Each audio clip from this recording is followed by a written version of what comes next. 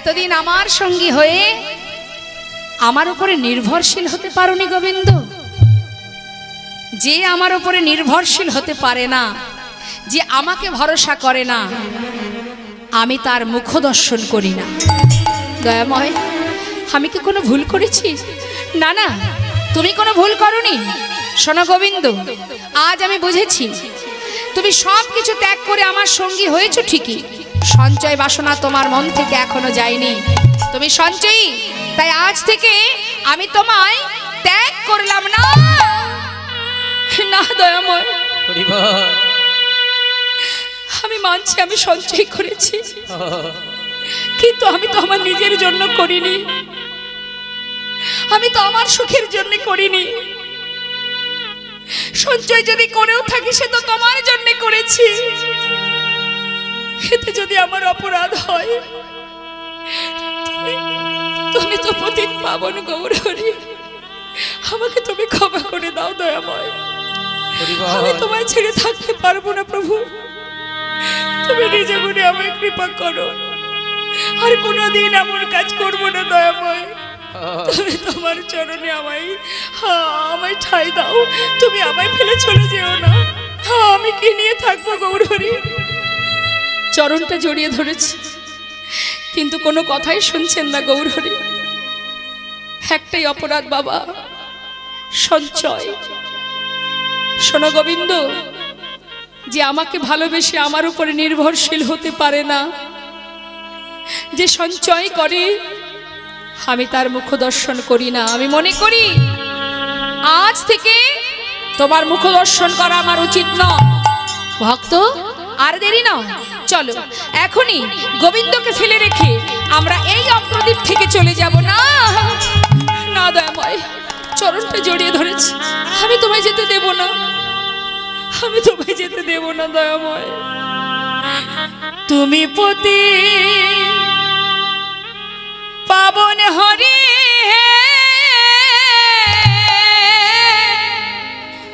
তুমি যেও না চলে, কৃপা করে দয়াল হরি রাখো চরণে।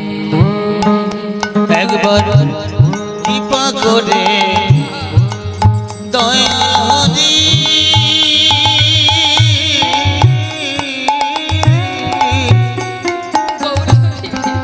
রাখো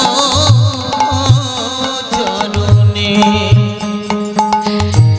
তুমি পতি পাবন হরি,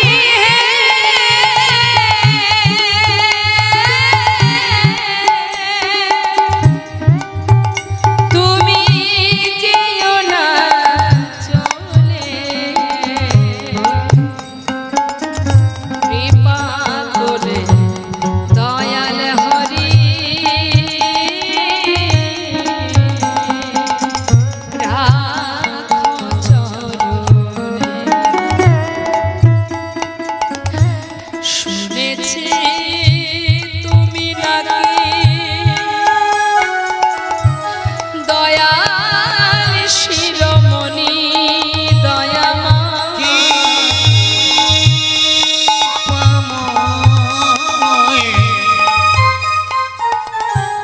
শুনেছি তুমি নাকি ওই দয়াল শিরোমণি, নাম প্রচার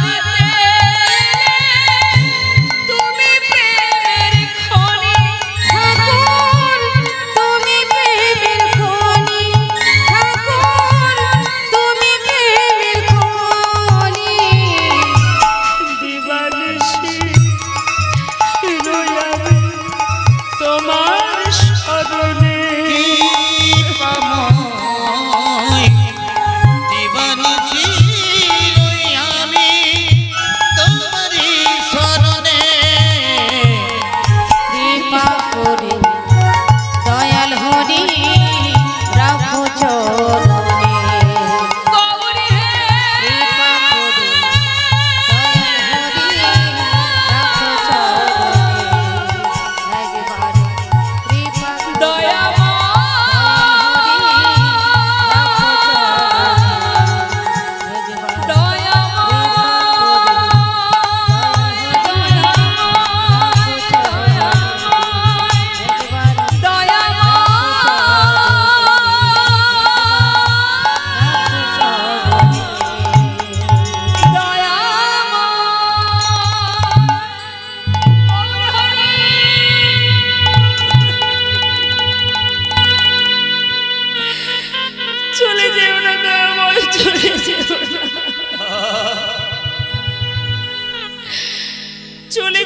চলে যাও, তবে যাওয়ার আগে একটা কথা শুনে যাও।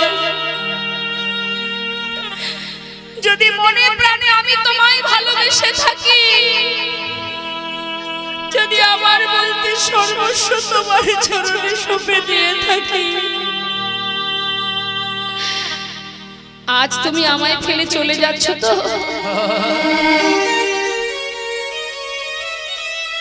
তোমাকে আবার ফিরে আসতে হবে, ফিরে তোমাকে আবার আসতে হবে। চলে যাও, আমি চাই না তোমার সঙ্গী হতে, তবে আসতে তোমাকে আবার হবেই হবে প্রভু। এক পক্ষ কালের মধ্যে তোমাকে ফিরে আসতে হবে।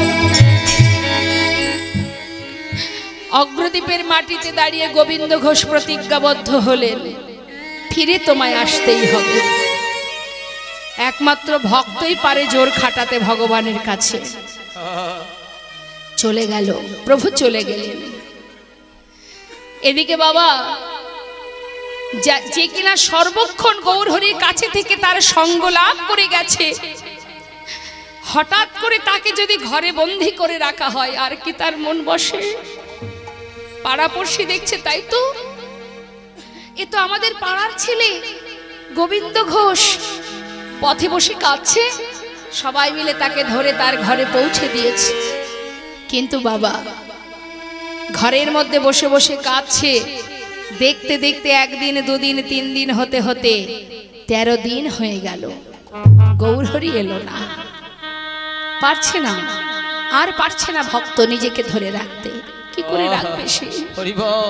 সে যে গৌরহরির সঙ্গ লাভ করেছে, তার পাশে থেকেছে, সুখে দুঃখে ভালো মন্দে তারই কাছে থেকেছে, দিনের পর দিন কাটিয়েছে, আর তার ঘরে একাকী মন বসছে না।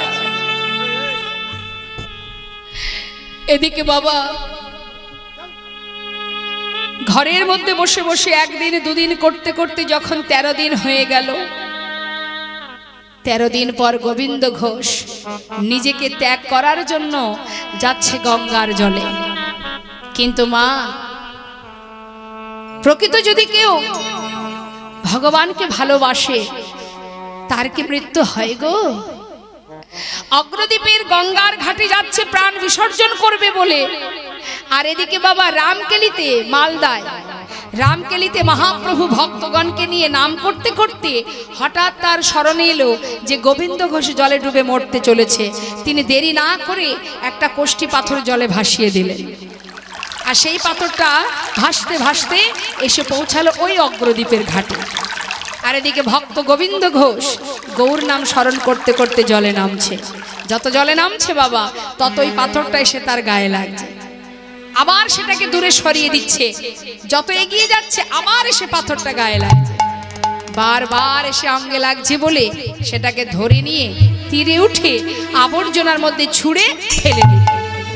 হঠাৎ দৈববাণী হলো, গোবিন্দ নিজেকে এমন করে বিসর্জন করো না, ঘরে ফিরে যাও।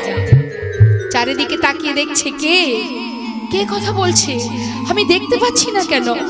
গোবিন্দ ঘরে ফিরে যাও। আর মরা হলো না মা। দৈববাণী শুনে গোবিন্দ ঘোষের আর মরা হলো না। সে প্রভুর কথা মতো আবার ঘরে চলে গেল। চলে গেল 13 দিন, হলো 14 দিন।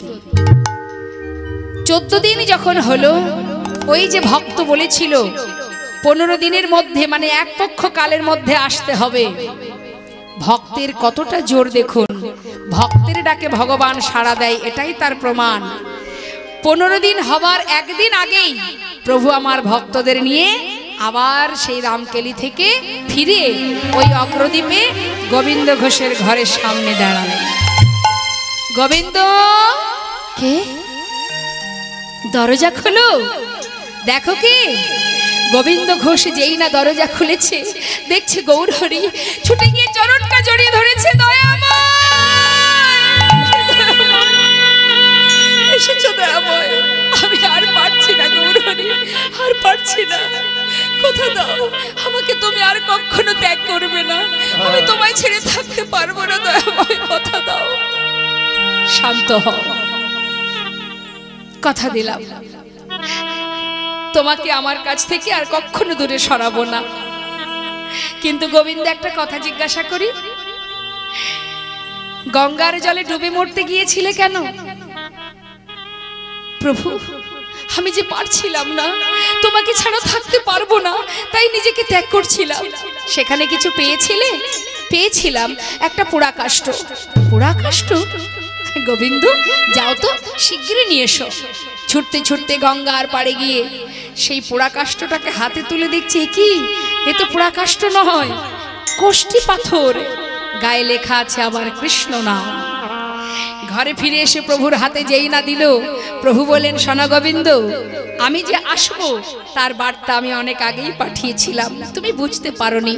শোনো, এই যে কোষ্ঠী পাথর, এটা দিয়ে একটা বিগ্রহ তৈরি হবে, আর সেই বিগ্রহটি আমি তোমার ঘরে স্থাপন করব। তার নামও দেব আমি নিজে হাতে।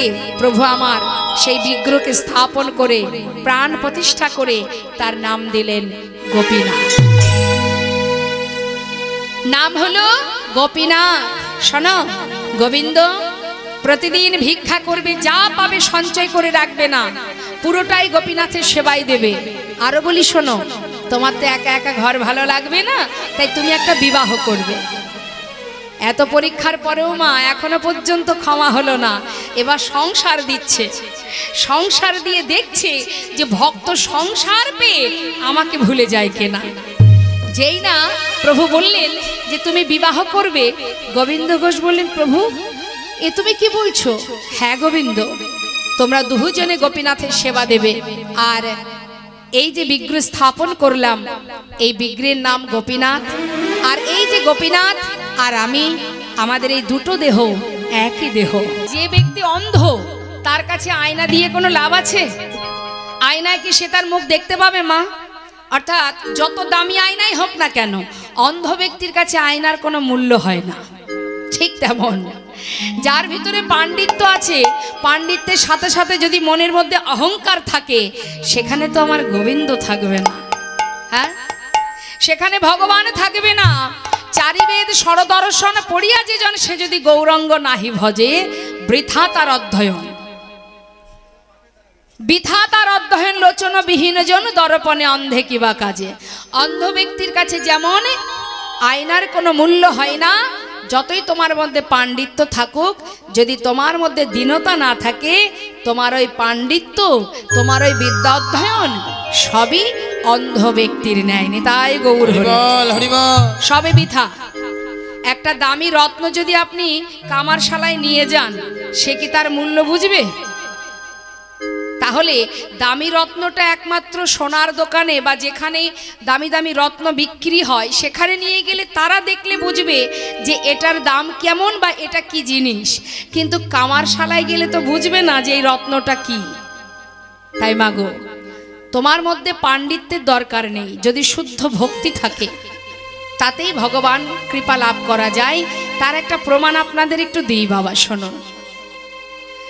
কীর্তন মানেই আমাদের শিক্ষামূলক বিষয় জানতে হবে, কিছু সঙ্গে করে নিতে হবে, জানতে হবে। দেখুন, ষড়গোস্বামীকে আমরা সবাই জানি বাবা, জয়রূপ সনাতন ভট্ট রঘুনাথ, শ্রীজীব গোপাল ভট্ট দাস রঘুনাথ।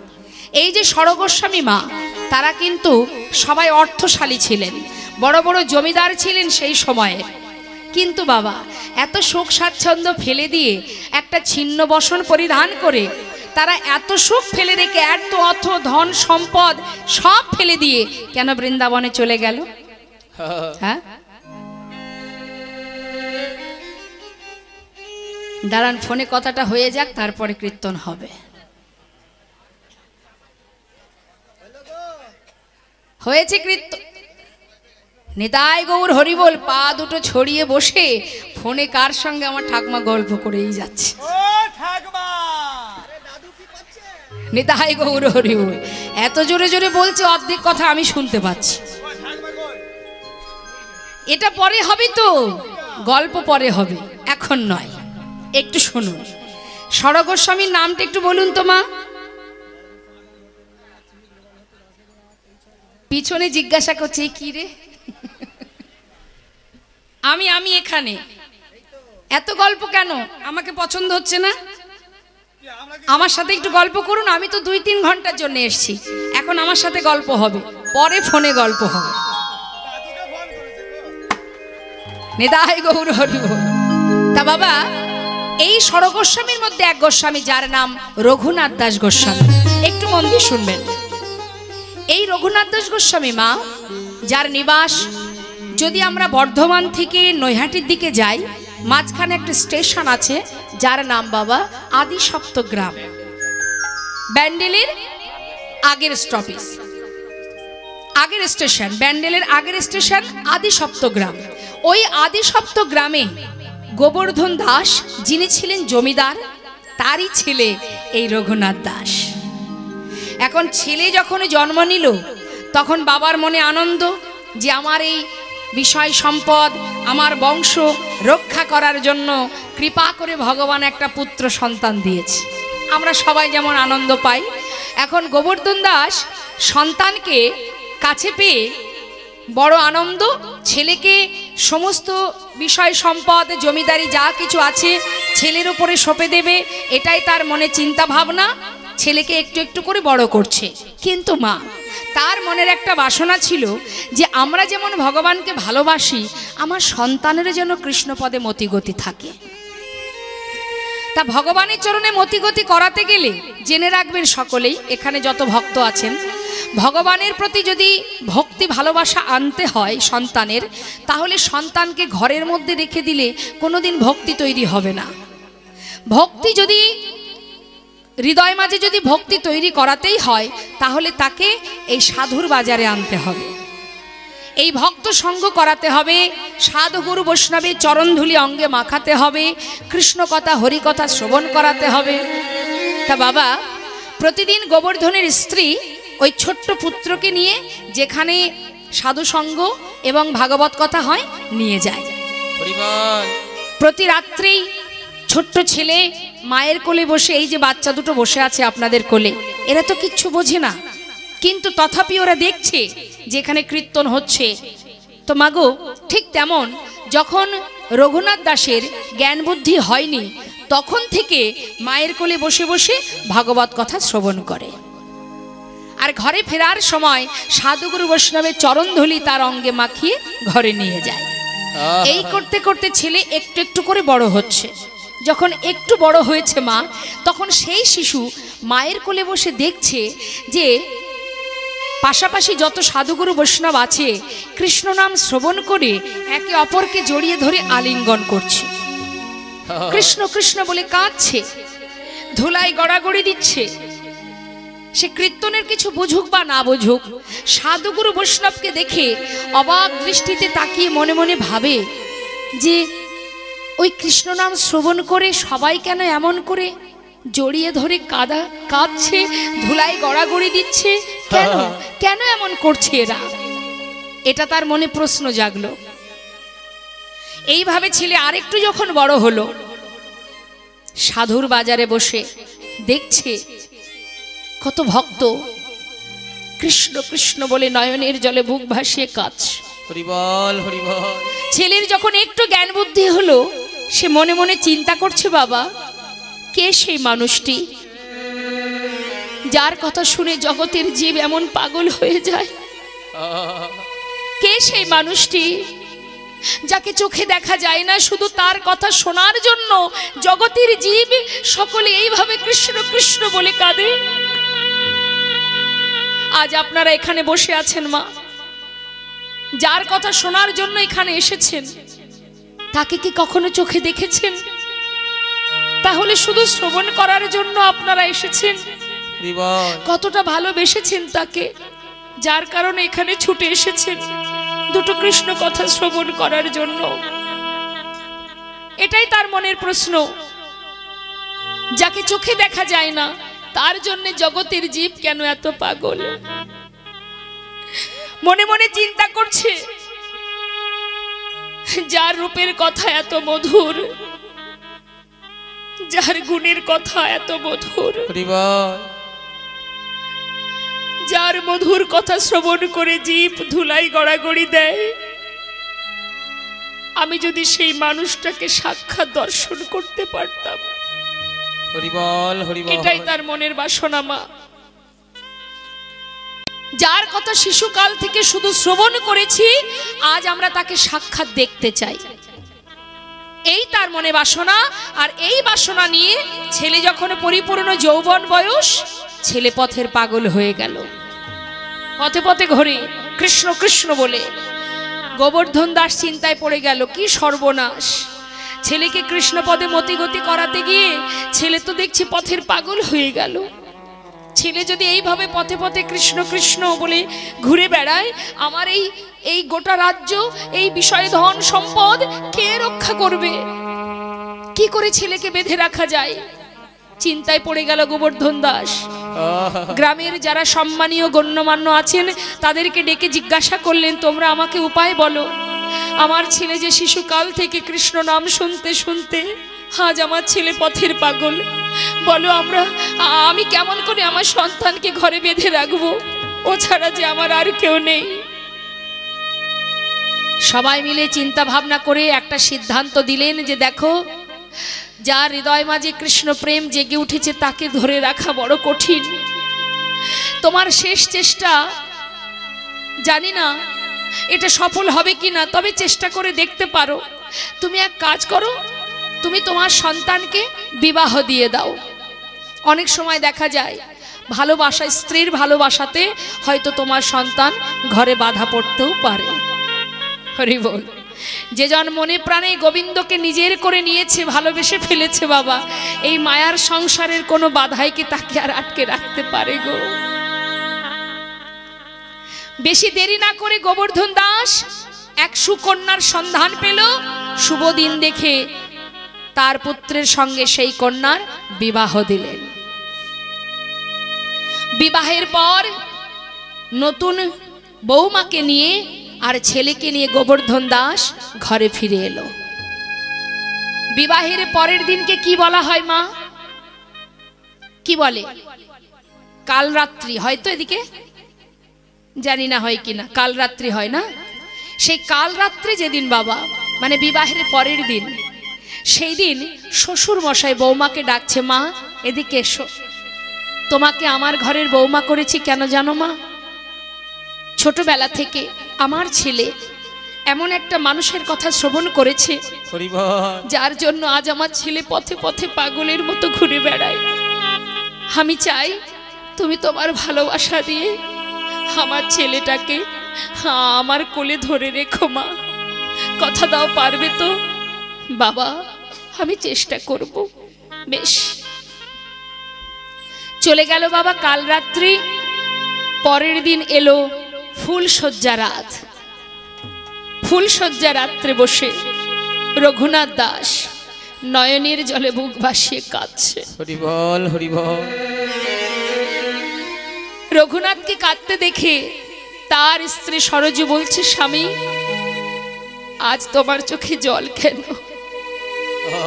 আজ তো আনন্দের দিন, সুখের দিন। স্বামী আজ এই ফুলশয্যা ঘরে বসে তুমি কাঁদছো কেন? স্বামী আমাকে কি তোমার পছন্দ নয়, নাকি এই বিবাহেতে তোমার কোনো ইচ্ছা ছিল না? একটু বলো আমায়। রঘুনাথ দাস বললেন, সরজু তোমার প্রশ্নের উত্তর দেবার আগে তুমি আমাকে দুটো প্রশ্নের উত্তর দাও। বলো স্বামী। সরজু, বিবাহের পর তুমি এই ঘরে এসেছো, এই ঘরের তুমি কে হও? স্বামী, এই ঘরের আমি কুলবধূ। আমার কে হও? আমি তোমার সহধর্মিনী। বাহ, আচ্ছা সরজু, যে সহধর্মিনী হয় তার কি করণীয় হয়? স্বামী, আমি তো জানি না, তবে গুরুজনের মুখে শুনেছি স্বামী যদি ধর্মের পথে যেতে চায় সেই পথে সহায়তা করাই সহধর্মিনীর একমাত্র কাজ। রঘুনাথ দাস কেঁদে উঠলেন, সরজু ঠিকই বলেছ তুমি, তবে তবে শোনো সরজু, আজ আমি কেন জানো এই ফুলশয্যা ঘরে বসে কাঁদছি? শিশুকাল থেকে মায়ের কোলে বসে এমন একজনের কথা আমি শ্রবণ করেছি, জীবনে কখনো তাকে দেখিনি। শিশুকাল থেকে যার কথা শ্রবণ করেছি, আজ আমার বাসনা আমি তাকে সাক্ষাৎ দর্শন পেতে চাই। তাই আমার পিতা তাদের প্রয়োজনে আমাকে ধরে রাখবে বলে জোর করে আমার সঙ্গে তোমার বিবাহ দিয়েছে। সরজু, তুমি তো আমার সহধর্মিণী, বলো সরজু, পারবে তুমি আজ রাত্রে আমাকে এই ঘর থেকে বাহির করে ওই পথে নামিয়ে দিতে? স্বামী, এ তুমি কি বলছো? এ কি করে সম্ভব? এখনো তোমার ভালোবাসা আমি পাইনি।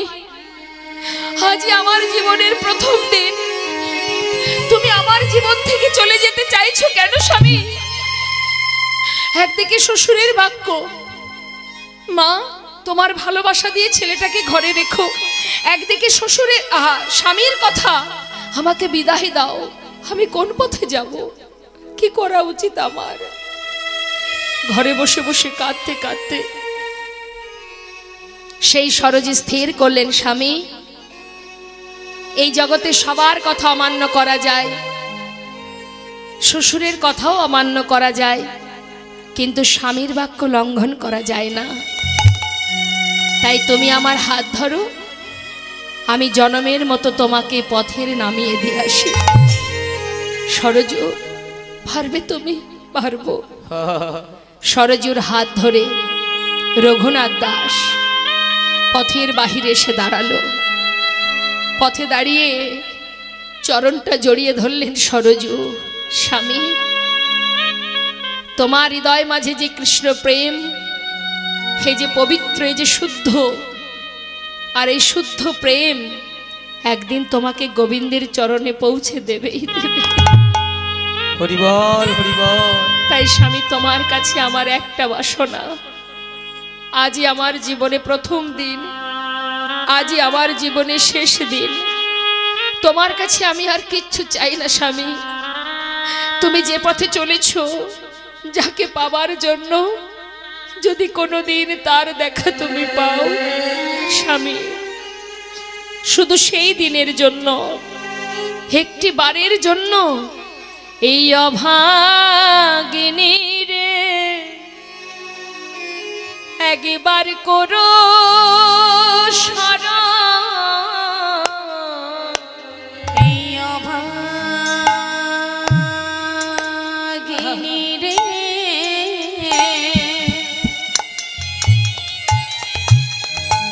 একবার করো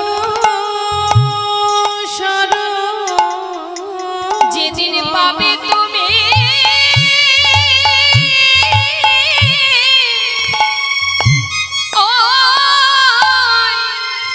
ওই গোবিন্দ চরণ, সেদিন অভাগিনী রে একবার করো শরণ। স্বামী, তুমি পাবে দিদি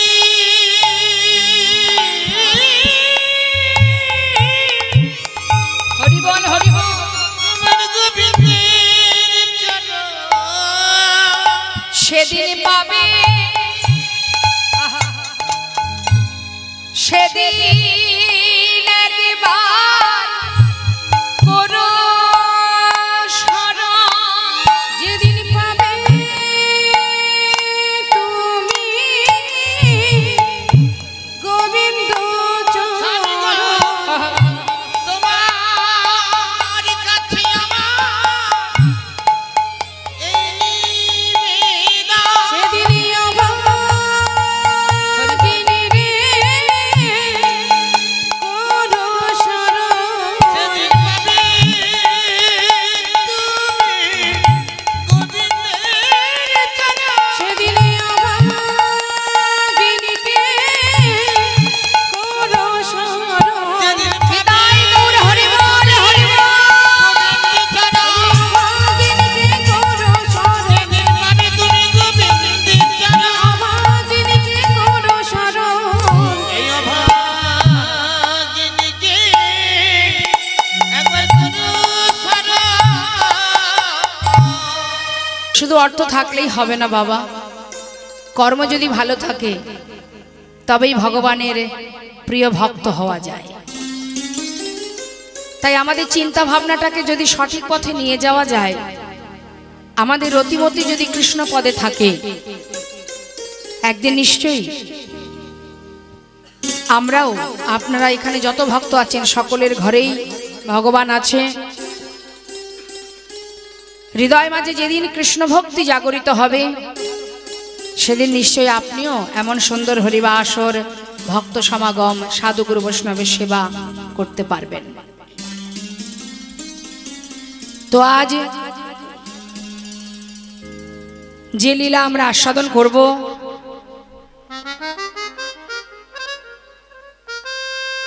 আজকের আস্বাদনের বিষয় পুত্র রূপে ভগবান।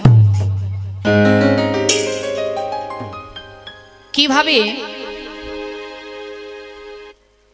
প্রকৃত ভক্ত হওয়া যায়, কেমন করে ডাকলে ভগবান সেই ভক্তের মনোবাঞ্ছা পূর্ণ করে। লীলা আমাদের ধৈর্য ধরে আস্বাদন করতে হবে, আর লীলা থেকে আমরা অনেক শিক্ষামূলক কথা জানতে পারবো। আমরা সবাই ভক্ত, ভগবানকে আমরা সকলেই ভালোবাসি, কিন্তু ভালোবাসার মধ্যে অনেক তাৎপর্য আছে।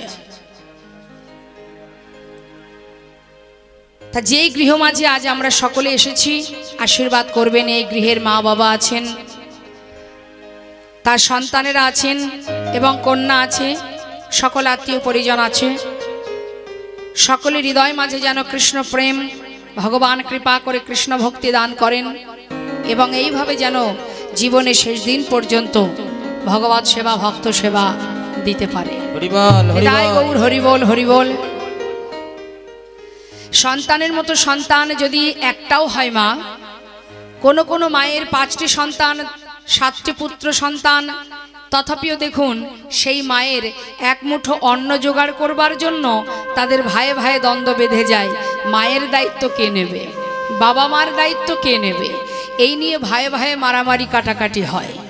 অবশেষে দেখা যায় কি, যে সেই মা বাবা নিজেরা নিজেদের মতো কর্ম করে, প্রয়োজন হলে অন্যের বাড়িতে ঝিয়ের কাজ করে নিজেদের জীবিকা নিজেরা নির্বাহ করে, কিন্তু সন্তানদের কাছে তারা আর থাকে না। তাহলে শাস্ত্রে বললেন 5 পুত্রের জননী হয়ে 5 পুত্রের পিতা হয়ে লাভটা কোথায়, কি প্রয়োজন আছে? সন্তান যদি মা বাবার প্রতি তার দায়িত্ব পালন না করে, সে সন্তানের কৃপা প্রয়োজন বাবা। আর এমনও সন্তান আছে অনেকের ঘরে, যে ঘরে একটা মাত্র পুত্র সন্তান, যে মা বাবাকে এতটাই ভালোবাসে, যেমন পরিবারকে ভালোবাসে তেমন মা বাবাকেও ভালোবাসে। তাই মহাজন বললেন যে সন্তানের মতো সন্তান একটাই যথেষ্ট। যদি কেউ কৃষ্ণ ভক্ত হতে পারে, যদি কেউ ভগবানকে ভালোবাসতে পারে, তাহলে মা সেই প্রকৃত সন্তান, সুসন্তান। আসুন আমরা আজকে লীলা থেকে অনেক কিছুই জানবো। তার আগে চলে যাব আমরা গৌরচন্দ্রিকা আস্বাদন করতে। আজকের লীলাটাই গৌরাঙ্গ লীলা। মহাপ্রভুর যত ভক্ত আছে তার মধ্যে যে ভক্তের কথা আজ আমরা শুনব, যার নিবাস অগ্রদ্বীপে, যার নাম গোবিন্দ ঘোষ। তা চলুন তার আগে আমরা চলে যাই নবদ্বীপ ধামে। একটু হাত তুলে দেখান কে কে গেছেন নবদ্বীপে, দেখি একটু।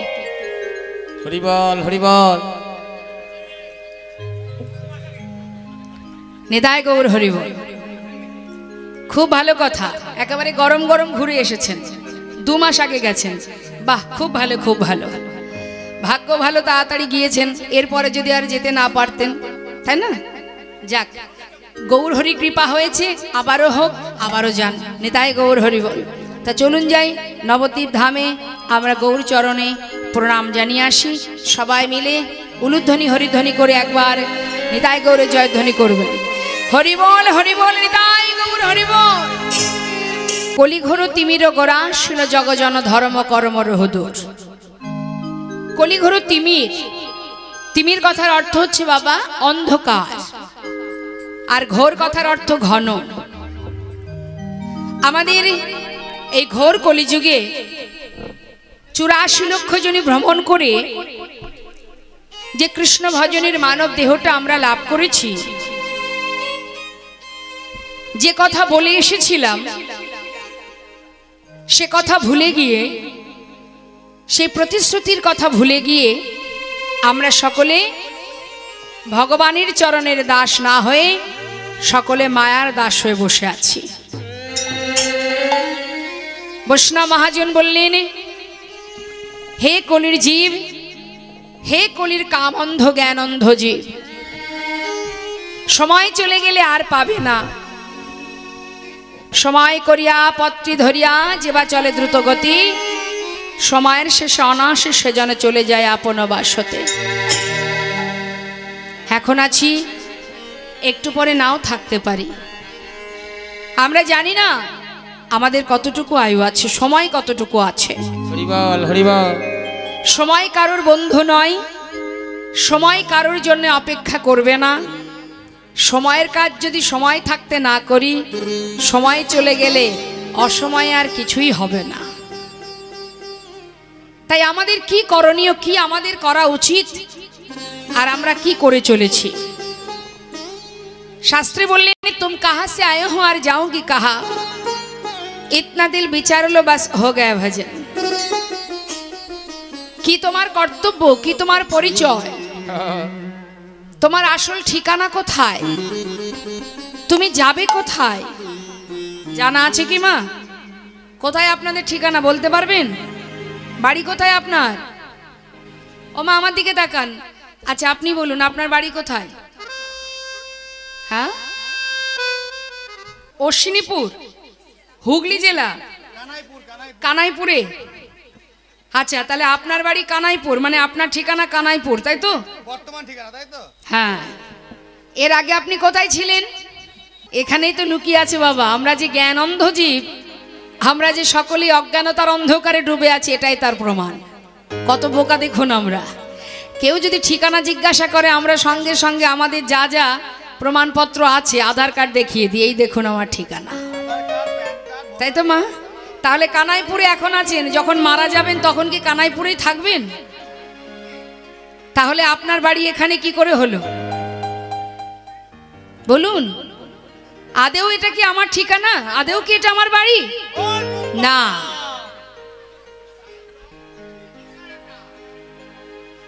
বৈষ্ণব মহাজন বললেন, তুম কাহা সে আয়ে হো আর যাওগি কাহা, তুমি কোথা থেকে এসেছো আর কোথায় যাবে, এটা একবার নিজেকে জিজ্ঞাসা করেছো কখনো? নিজেকে প্রশ্ন করেছো কখনো যে আমি কে?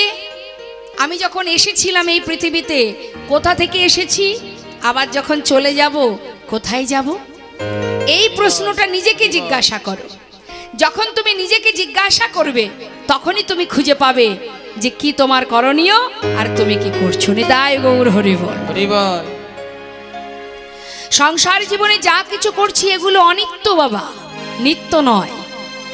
কিছুদিনের জন্য যাত্রা মঞ্চে অভিনয় করছি। এই সংসারে ছেলে মেয়ে আত্মীয় পরিজন সবই অভিনয় মঞ্চে আছে। অভিনয়ের মধ্যে আমরা ডুবে আছি। কখনো কারোর কন্যা, কখনো কারোর স্ত্রী, কখনো কারোর মা, চলছে অভিনয়। কিন্তু এটা তো তোমার আসল কাজ নয়, আসল ঠিকানা তোমার এটা নয়, আসল কর্ম তোমার এটা নয়। হয়তো আপনারা বলবেন যে তাহলে কি সংসার করব না? নিশ্চয়ই করবেন, সেটা আপনার কর্তব্য, আপনার দায়িত্ব, আপনি পালন করবেন। কিন্তু নিজের কিছু কাজ আছে। সব জায়গাতেই ভুল ঠিকানা দেখায় বাবা। সবাইকে বলি আমার বাড়ি উত্তর 24 পরগনা বনগা, কিন্তু না, আমাদের আসল ঠিকানা এখানে নয়। এসেছিলাম কেন? এইখানেই চাকরি করার জন্য পাঠিয়েছে ভগবান আমাদের। গোলকধাম থেকে এসেছি আমরা, সেখানে একটা পরিবার আছে আমাদের। এখানে যেমন একটা পরিবার আছে, সেখানেও একটা পরিবার আছে। সেই পরিবারের নাম কি? সেটা হলো কৃষ্ণ পরিবার। সেই পরিবার থেকে আমাদের আসা। এসেছি চাকরি করার জন্য। কি চাকরি? কৃষ্ণ ভজিবার তরে সংসারে আইন। সংসারে এসেছি কৃষ্ণ ভজন করব বলে, মায়ার ভজন করব বলে নয়, কি তাই তো? তাহলে মহাজন বললেন, সংসারে কি কর্ম করব না? তুমি অর্থ উপার্জন করো, ছেলে মেয়ের ভবিষ্যৎ করো, সবই করো, কিন্তু তোমার নিজের কাজটা তুমি কেন করছো না? নিজের কাজটাও করতে হবে। নিজের কাজ কি? শুধু নিজের, এর ভাগ কেউ নেবে না। সংসারে যা করছো এর ভাগিদার আছে, কিন্তু তুমি যদি তোমার নিজের কাজটা করো তার ভাগ কেউ নেবে না। সেটা হলো কৃষ্ণ ভজন। যেখান থেকে এসেছি, পিতার কাছ থেকে, জগৎ পিতা যিনি, তার চরণ থেকে আমাদের এই ধরায় আসা। হে প্রভু, মনুষ্যকুলে যদি জন্ম দাও, ভাবে গিয়ে তোমার নাম ছাড়া আর কিছু করব না। বলবার যদি শক্তি দাও, কৃষ্ণ নাম ছাড়া আর কিছু বলবো না। কত কথা বলেছি। সেবা দেবার মতো যদি হাত দিতে পারো, ভাবে গিয়ে তোমার চরণে সেবা করব, তোমায় সেবা দেব। কিন্তু মা, 84 লক্ষ জনী ভ্রমণ করে অতি সহজে কিন্তু দেননি ভগবান এই দেহটা। 80 লক্ষ জনী কীট পতঙ্গ হয়েছি বাবা, পক্ষীকুলে, কীটকুলে, পশুকুলে, কত কুলে জন্ম পেয়েছি, তারপরে এই মনুষ্যকুলে জন্ম। শাস্ত্রে বললেন, জলজা নবলক্ষানি স্থাবরা বিংশতি, কৃমিয়া রুদ্র সংখ্যক পক্ষিণং 10 লক্ষকম, 30 লক্ষানি পশু মানুষ্য 24 লক্ষানি মানবা। কীর্তন শুনলে কিছু পাওয়া যাবে, বোঝা যাবে, নিজের পরিচয়টা জানা যাবে। সেই জন্যই কীর্তন শোনা। এই যে কীর্তনের আয়োজন, এটাতে কি হবে? জীবেরও মঙ্গল হবে, সমাজেরও মঙ্গল হবে। শাস্ত্রে বললেন, জলজা নবলক্ষানি, জলের প্রাণী হয়েছি 9 লক্ষ বার। জলের মধ্যে যত যত প্রাণী আছে বাবা, সব রকমের যত যত প্রাণী, সব কিছু আমরা হয়েছি। সেই প্রাণী রূপ আমরাও ধারণ করেছি। সেই প্রাণী হয়ে জন্ম নিয়েছি কতদিন? 9 লক্ষ বার। তার শেষ জন্ম কোনটি? ওই জলজ প্রাণীর মধ্যে শেষ জন্ম হলো শঙ্খ জন্ম। যেদিন আমরা শঙ্খকুলে জন্মে পেলাম, যেদিন সেই শঙ্খ গোবিন্দ সেবায় বেজে উঠিল, যেদিন গোবিন্দ সেবায় লাগিল, সেদিন হতে আমরা জলজ প্রাণী থেকে মুক্তি পেলাম। তারপরেও ক্ষমা হলো না, পাঠিয়ে দিল কোথায়? স্থাবরা বিংশতি। স্থাবর মানে মা, এই যা কিছু আমরা দেখতে পাচ্ছি, স্থাবর অস্থাবর, বৃক্ষকুল। বৃক্ষকুলে, গুল্মকুলে জন্ম নিলাম 20 লক্ষ বার। তার মধ্যে শেষ জন্ম হলো তুলসী বৃক্ষ। যেদিন আমরা তুলসী হয়ে জন্ম পেলাম, যেদিন তুলসী পত্র গোবিন্দের চরণে দিল, যেদিন ভোগের থালায় তুলসী দিয়ে হা গোবিন্দায় নম বলে নিবেদন করল, সেদিন এই বৃক্ষকুল থেকে আমরা সবাই উদ্ধার হলাম। সেখান থেকে পাঠিয়ে দিল কৃমিকীট কুলে। কৃমিকীট হয়ে জন্ম নিলাম 11 লক্ষ বার। কৃমিয়া রুদ্র শঙ্খ, এই কৃমিকীট কুলে জন্ম পেলাম 11 লক্ষ বার। অবশেষে শেষ জন্ম, যে যে কীট নারায়ণ শিলায় থাকে, এই হলো শেষ জন্ম। সেখান থেকে পাঠিয়ে দিল বাবা পক্ষীকুলে। এখনো কিন্তু মানব দেহ পেলাম না, এবার দিল পাখিকুলে জন্ম। মা, সেখানে জন্ম পেলাম 10 লক্ষ বার। এই পাখিকুলে 10 লক্ষ বার জন্ম পেলাম, যার শেষ জন্ম হলো ময়ূর জন্ম। যেদিন ময়ূর হয়ে আমরা জন্ম পেলাম, যেদিন ময়ূর পুচ্ছ দিয়ে পাখা তৈরি করে গোবিন্দ সেবায় লাগিল, যেদিন ময়ূর পুচ্ছ গোবিন্দের মস্তকের উপরে উঠল, সেদিন হতে আমরা মুক্তি পেলাম। এখনো হলো না মা, এই মানব দেহ এখনো পাওয়া হলো না। কতকুলে তো জন্ম হলো, কিন্তু এখনো কেন পেলাম না মানব জন্ম? আবার পাঠিয়ে দিল পশুকুলে। পশুকুলে ত্রিংশলাক্ষানি পশু বানশ্চ, অর্থাৎ 30 লক্ষবার পশুকুলে জন্ম পেলাম। পশুকুলে জন্ম হলো, কখনো বাঘ হলাম, কখনো ঘোড়া হলাম, কখনো আবার কুকুর হলাম, বিড়াল হলাম। পশুকুলে জন্ম পেতে পেতে শেষ জন্ম হলো গাভী জন্ম। হরি বল। গাভীকুলে জন্ম পেলাম মা। গাভীকুলে যেদিন জন্ম পেলাম, যেদিন সেই গাভীর দুগ্ধটাকে দহন করে নিয়ে ক্ষীর সর নবনী তৈরি করলো, যেদিন কোনো বৈষ্ণব সেই ক্ষীর সর ননি মাখন ভগবানের সেবায় দিল, সেই দিন থেকে পশুকুল থেকে উদ্ধার হলাম। ভগবানকে বলেছিলাম, দয়াময় অগ কৃপাময়, বলো বলো কেন তুমি এমন জন্ম দিলে, যে জন্ম পেলে তোমায় ডাকা যায় না, ভালোবাসা যায় না, যে জন্ম পেলে তোমায় সেবা দেওয়া যায় না। তাই তোমার কাছে নিবেদন প্রভু গো, যদি আবার তুমি জন্ম দাও, আমাদের মানব কুলে জন্ম দিও, যে কুলে জন্ম পেলে দুহাত দিয়ে তোমায় সেবা করা যায়, যে কুলে জন্ম পেলে তোমাকে ভালোবাসা যায়। ভগবান দেখলেন ভক্ত কাঁদছে, তাকে পাঠাতে হবে মানব কুলে, কিন্তু এখনো পরীক্ষা শেষ হলো না, আবার পরীক্ষা। 24 লক্ষানি মানবা, 4 লক্ষ মানব জন্মের মধ্যে মা কখনো পাঠিয়ে দিল অন্ধ করে, কখনো পাঠালো বোবা করে, আবার কখনো পাঠালো বধির করে। দেখেছেন তো জগতে প্রতিবন্ধী যারা বাবা, যাদের শরীরের একটা করে অংশ নেই, যারা অন্ধ, তারাও তো মানব কুলে জন্ম পেয়েছে। তাহলে দুঃখ কোথায়? তারা যে দুটি চোখ নেই, পথের ধারে বসে কাঁদে আর বলে দয়াময়, মনুষ্যকুলে জন্ম দিলে ঠিকই, কিন্তু তুমি আমায় অন্ধ করে কেন পাঠালে? পাঠিয়ে দিল বোবা করে, আবারও কাঁদলাম, হে দয়াময়, জন্ম দিলে তুমি মানব দেহ করে, কিন্তু বলবার শক্তি কেন দিলে না? সবাই কৃষ্ণ কৃষ্ণ বলে ডাকে, আমি তোমায় ডাকতে পারলাম না। ভগবান ভক্তের কান্না সইতে না পেরে 84 লক্ষ জনে ভ্রমণ করে দশেন্দ্র ষড়রিপু দিয়ে এই সুন্দর দেহটা তৈরি করে এই মর্তে পাঠিয়ে দিল।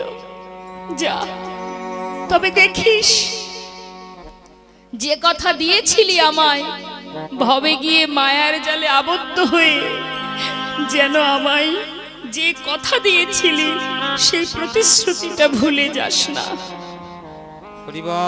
সেটাই হলো মা, ভূমিষ্ঠ হবার সাথে সাথে এই সংসারের মধ্যে মাতা পিতা আত্মীয় সন্তান স্বামী পরিজনে তাদের দিকে লক্ষ্য করতে করতে এমন ভাবে মায়ার জালে আবদ্ধ হয়ে গেলাম যে কিনা আপন জন, যে আমার নিজের জন, যে সদা সর্বদাই আমাকে রক্ষা করে চলেছে, তার কথা ভুলে গিয়ে সবাই মায়ার দাস হয়ে বসে আছে।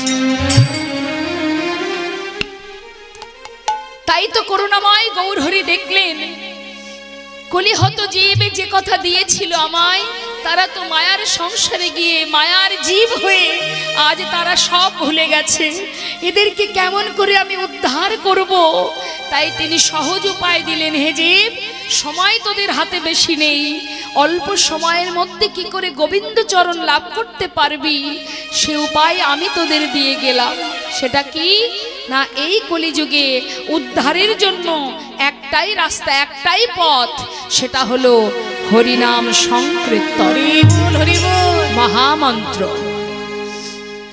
যেখানে থাকবে, যেমন থাকবে, যেভাবে থাকবে, কোনো দুঃখ নেই, শুধু মুখে হরিনাম করো, সমস্ত পাপ তাপ দূরীভূত হয়ে যাবে। ভগবান বললেন একবার কৃষ্ণ নামে যত পাপ হরে, জীবের সাধ্য নেই জীব তত পাপ করে। অর্থাৎ হরিনাম করো, চলতে ফিরতে সর্বত্রে হাতে কর্ম করো, মুখে নাম করো, তাহলে কি হবে বাবা? দুই দিকেই সমান হবে, একদিকে সংসারের কর্ম হবে আর একদিকে গোবিন্দ ভজনও হবে। তাই আজ করুণাময় গৌরহরি বললেন ঘোর কলিযুগে কলিহত জীব মায়ার জালে আবদ্ধ হয়েছে, ধর্ম কর্ম ভুলে গিয়ে মায়ার জালে জড়িয়ে আজ মায়ামোহে এমন ভাবে ডুবে আছে এদের উদ্ধারের রাস্তা নেই। তাই তো করুণাময় কৃপা করে নিজে ধুলায় গড়াগড়ি দিয়ে সকল জীবের হাতে ধরে পায়ে ধরে এই হরিনাম দান করে গেলেন। বৈষ্ণব মহাজন বললেন অন্যান্য যুগে ভগবান ধর্ম স্থাপন করেছে ঠিকই, কিন্তু কলিযুগের মহাপ্রভুর মতো এইভাবে ধুলায় গড়াগড়ি দিয়ে হাতে ধরে পায়ে ধরে কেউ হরিনাম দেয়নি বাবা, কোনো যুগে ছিল না। প্রভু বললেন আগত কলিযুগ, এই কলিযুগে আমি গৌর হয়ে যাব, গিয়ে কি করব? আমি এবে অস্ত্র না ধরিব, প্রাণে কারো না মারিব, হরি নামে প্রেমে জীব করিব উদ্ধার। তাই গৌর হরিব। তাই তো বৈষ্ণব মহাজন বললেন ভাই রে ভাই আমার গড়া গুণ কহনে না যায়, আমার গোরা গুণ কহনে না যায়, কত শত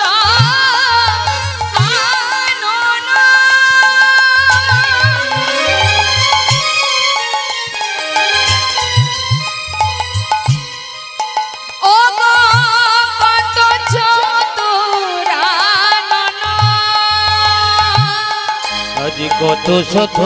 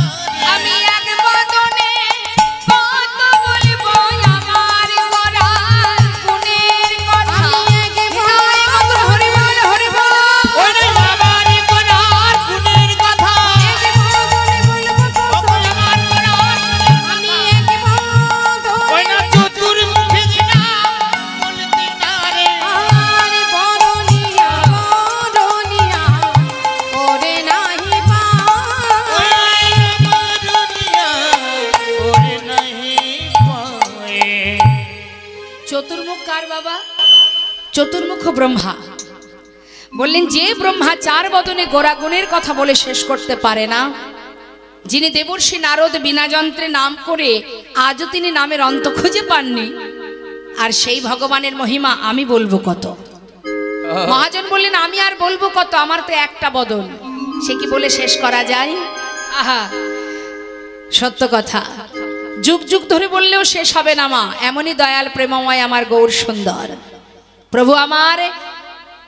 বৈষ্ণব মহাজন বললেন দেখো এমন দয়ালকে যদি কেউ ভালোবাসতে পারে তার জন্য বিদ্যা বুদ্ধি কিছুরই প্রয়োজন নেই। বাবা ধূমপান করবেন না, এই কিছু সময় তো একটু ধৈর্য ধরে বসুন, এটা তো হরিবাসর ভক্তির আসর, এটা এখন একটু বন্ধ থাক। তো বাবা আস্তে কথা নয়। সত্য, ত্রেতা, দ্বাপর, কলি, এই 4 যুগের মধ্যে এই কলি হচ্ছে শ্রেষ্ঠ যুগ। কেন শ্রেষ্ঠ? শাস্ত্রে বললেন, ধন্য কলি যুগ ধন্য, অবতীর্ণ আমার শ্রী চৈতন্য, শ্রীকৃষ্ণ চৈতন্য মহাপ্রভু, যিনি কিনা আস্তে মহাজন বললেন, যাকে একবার যদি কেউ ভক্তি ভরে দেহ মন প্রাণ সঁপে দিয়ে ডাকতে পারে, এই কলিযুগে আর কোনো কষ্ট করতে হবে না। কৃত্যে যদ্ধায়তে বিষ্ণু ত্রেতায় যজ্জতে মক্ষ দাপরি পরিচর্যাং কলো তদ্ধরি সংকীর্তন। ধ্যান তপস্যা যাগযজ্ঞ সে তো অন্য যুগের কথা, কলিতে কিছুই নেই। ধ্যান তপস্যাও নেই, যাগযজ্ঞ নেই, পূজা অর্চনা নেই, কিচ্ছু নেই, কিছুরই দরকার নেই। হরিদাস ঠাকুর দিনে 3 লক্ষ নাম করতেন বাবা, দিনে 3 লক্ষ। তিনি যজ্ঞ করতেন না, পূজাও করতেন না, ওই যে 3 লক্ষ নাম জপ করতেন তিনি, ওই জপের মধ্যে, নামের মধ্যেই তার সেবা, নামের মধ্যেই পূজা। তাই তো মহাপ্রভুর যত ভক্ত আছে তার মধ্যে অন্যতম শ্রেষ্ঠ ভক্ত হলো এই নামাচার্য হরিদাস ঠাকুর। তা বৈষ্ণব মহাজন বললেন, এমন দয়ালকে যদি কেউ ডাকতে পারে, তার যদি বিদ্যা না থাকে, বুদ্ধি না থাকে, দরকার নেই। তুমি ভাবছো আমি লেখাপড়া জানি না, আমি ভগবানের শাস্ত্র পড়তে পারি না, আমি ভক্ত হতে পারলাম না, ভুল কথা। তোমার মধ্যে বিদ্যা নাই বা থাকলো, তাতে কিসের দুঃখ? বৃন্দাবনের ব্রজগোপীরা যারা গোবিন্দকে ভালোবাসতেন, তারা কিন্তু আলাভোলা গোয়ালিনী ছিলেন বাবা, তারা কিন্তু বড় বড় পণ্ডিত ছিলেন না, কিন্তু এতটাই ভালোবাসতেন যে কিনা গোবিন্দ তাদের কাছে বাধা থাকতেন। তাই ভগবানকে পাওয়ার জন্যে পাণ্ডিত্যের দরকার হয় না, বিদ্যার প্রয়োজন হয় না, শাস্ত্রেই তার প্রমাণ দিচ্ছেন।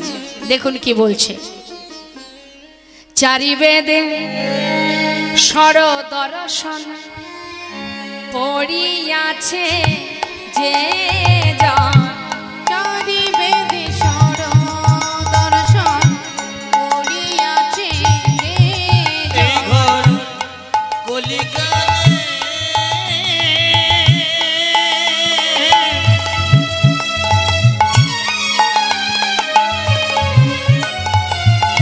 বেদি বিধার কিছু নেই প্রয়োজন। হৃদয় গৌর হরি হরি। তোমরা একবার হরি নাম করো,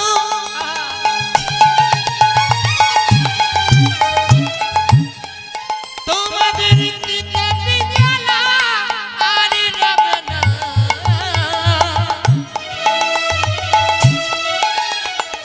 এই মধুর কৃষ্ণ নামে, হরি নামে হরি বল। তোমাদের কিতাবে জ্বালা দূরে যাবে।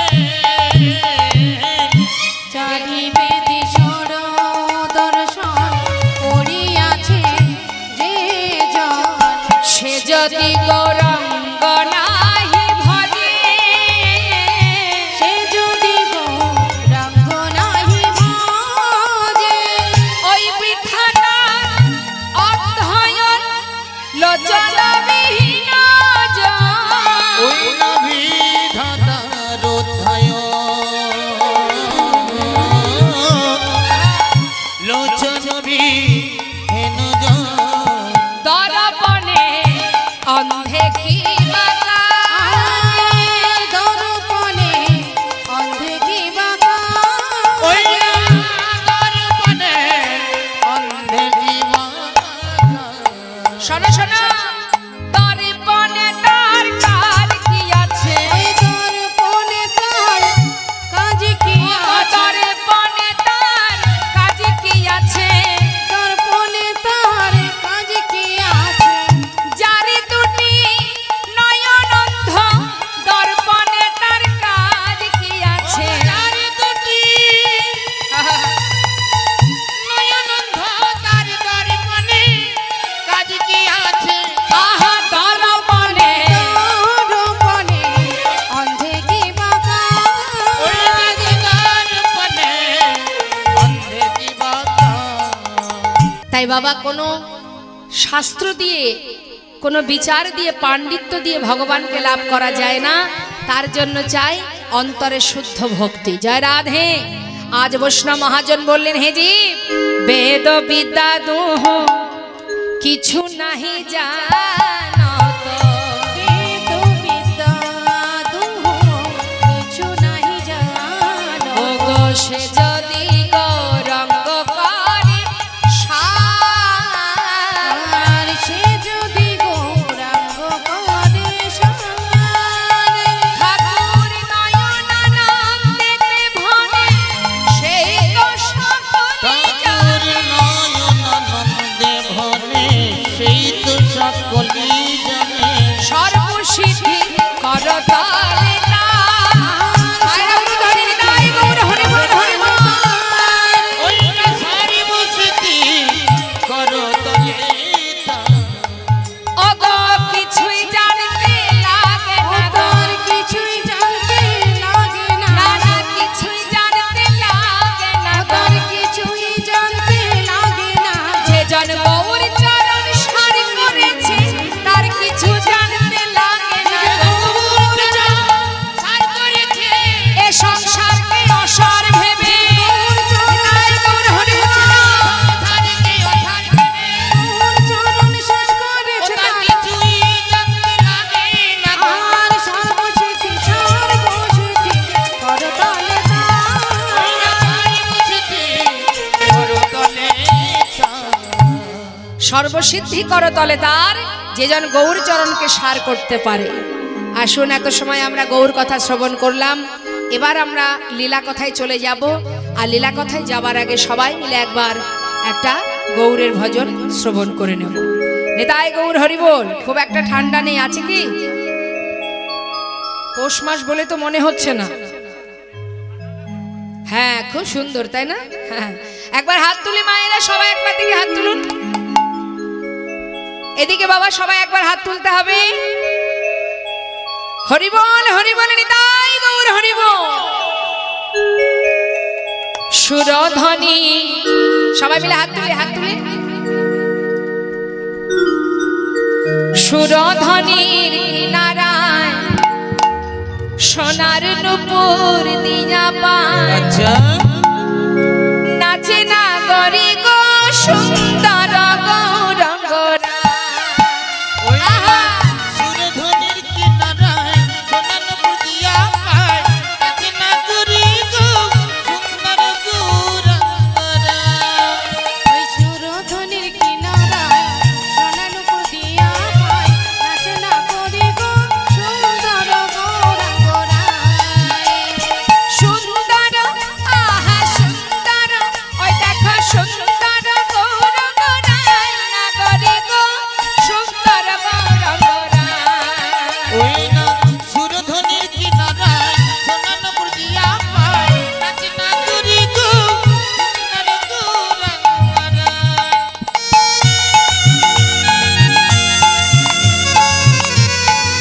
গৌর হরি কি বলি ধাম কি।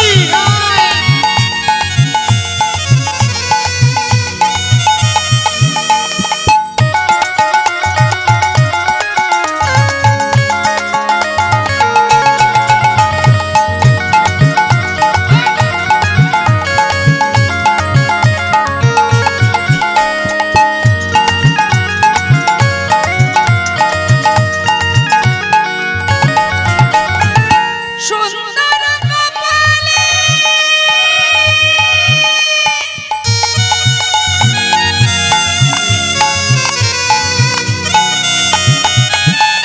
সুন্দর তিলক,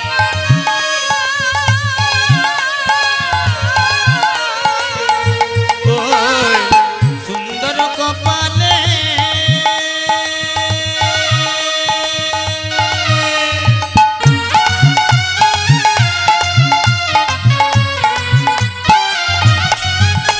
ওই সুন্দর তিলক গো।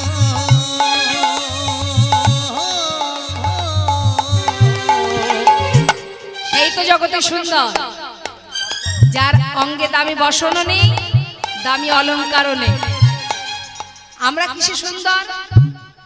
আমাদেরকে সুন্দর কখন বলে? যখন আমরা সেজে গুজে ঘুরে বেড়াই তখন বলে বাবা কি সুন্দর। কিন্তু সুন্দর তো সেটাই মা। নদিয়ার চাঁদ আমার গৌর সুন্দর, যার অঙ্গে দামি বসনও নেই, দামি দামি গহনাও নেই, আবার দামি দামি ক্রিম দিয়ে মেকআপও করেনি, করেছে। যার রূপ দেখলে ত্রিভুবন ভুলে যায়। শাস্ত্রে বলি রূপ তো সেটাই, সেই তো সুন্দর। যার অঙ্গে কোনো বসন ভূষণ নেই তথাপিও সুন্দর থেকেও সুন্দরতম, সেই তো রূপ বাবা। তাই বলছে দেখো, শুধু আছে ললাটে একটা তিলক, আর অঙ্গে কি আছে? দেখো সুন্দর রেখা, সুন্দর রেখার নাম বলে গায় নাগরি গো সুন্দর গৌররা। ওই না সুরধনির কিনারায় সোনার নদিয়া পায় নাচে না করি গো সুন্দর গৌররা।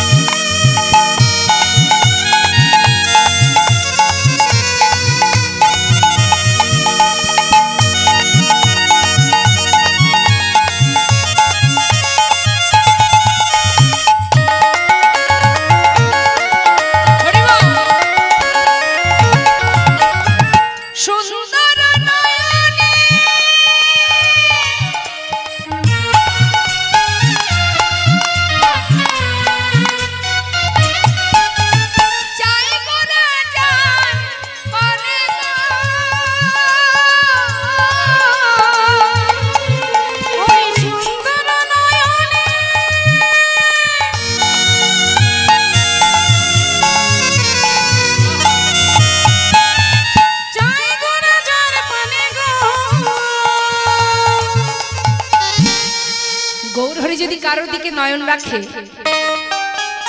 এই জগতে আমরা যদি প্রভুকে দেখি, সাক্ষাৎ দর্শন পাই, সাক্ষাৎ দেখলে আর কি আমরা ঘরে ফিরতে পারবো? পারবো না। কিন্তু যদি প্রভু স্বয়ং নিজে কারোর দিকে একবার দৃষ্টি দেয়, তাকায়, তার অবস্থা কি হবে?